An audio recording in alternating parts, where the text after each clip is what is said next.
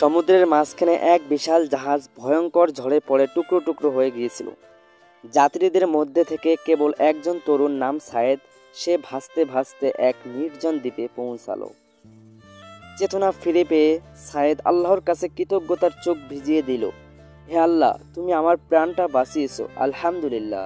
প্রতিদিন সে সমুদ্র তীরে বসে থাকতো, হয়তো কোনো নৌকা বা জাহাজ চোখে পড়বে এই আশায়। কিন্তু প্রতিদিনই হতাশ হয়ে তাকে ফিরে আসতে হতো। এদিকে বেঁচে থাকার জন্য সে বাঁশ আর শুকনো পাতায় ছোট্ট একটা কুটির বানিয়ে নিল।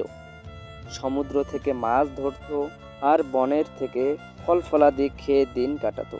একদিন বন থেকে খাবার নিয়ে ফিরে এসে দেখলো তার কুটিতে আগুন ধরে গেছে, আকাশ ভরে গেছে কালো ধোঁয়ায়। হতাশ হয়ে সায়েদ চিৎকার করে উঠল, হায় আল্লাহ, এই কষ্ট কি আমার কপালে রেখেছো?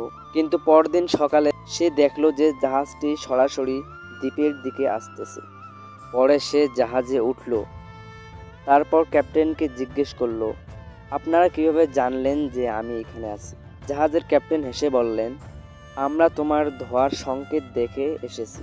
তো বন্ধুরা, এই গল্পটা আমাদের শিক্ষা দেয় যে আল্লাহ তাআলার উপর যদি আমরা ভরসা রাখি, তাহলে আল্লাহ তাআলা কোনো না কোনো উপায়ে আমাদের পথ দেখাবেন। ভিডিওটা ভালো লাগলে অবশ্যই চ্যানেলটি সাবস্ক্রাইব করে পাশে থাকবেন আর একটা লাইক দিবেন।